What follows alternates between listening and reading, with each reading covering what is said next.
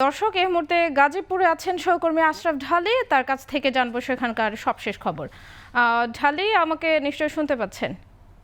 জি, আপনাকে শুনতে পাচ্ছি। গাজীপুরের বর্তমান পরিস্থিতি কি আমাদেরকে জানাবেন আপনি?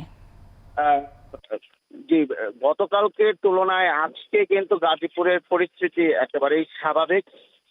গতকাল বেশ কিছু জায়গায় সরকারি প্রতিষ্ঠান ও ও রাজনৈতিক ব্যক্তিদের বাড়ি এবং ঘরে সহিংসতার খবর পাওয়া গেলেও সকাল থেকে কিন্তু শিক্ষার্থীরা গাজীপুরে অবস্থান নিয়েছেন এবং তারা কিন্তু সরকারি প্রতিষ্ঠান ও সড়কে অবস্থান নেওয়ার কারণে এখন তুলিও আমাদের কাছে কোনো সহিংসতা বা কোনো ধরনের খবর আমরা কিন্তু পাইনি।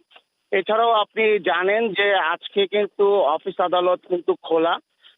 আমরা কিন্তু বিভিন্ন জায়গায় ঘুরে দেখেছি অফিস আদালত খোলা থাকলেও কিন্তু সেখানে কর্মকর্তাদের উপস্থিতি একেবারেই সীমিত ছিল এবং অনেকটাই বলা যায় যে ঢেলেঢালা ভাবেই কিন্তু অফিস কার্যক্রম হয়েছে।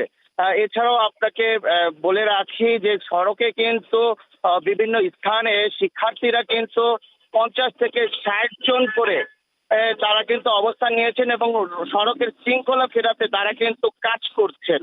এবং আমি কিন্তু বেশ কয়েকজন শিক্ষার্থীর সাথে কথা বলেছি, তারা কিন্তু বলছেন যে এই দেশ তাদের, এই দেশের সম্পদ তাদের এবং এর রক্ষণাবেক্ষণ করার দায়িত্ব তাদের।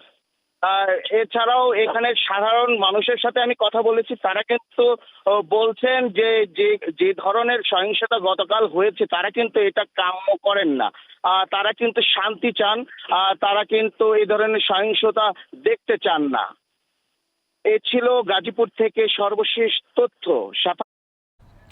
ধন্যবাদ ঢালি আপনাকে।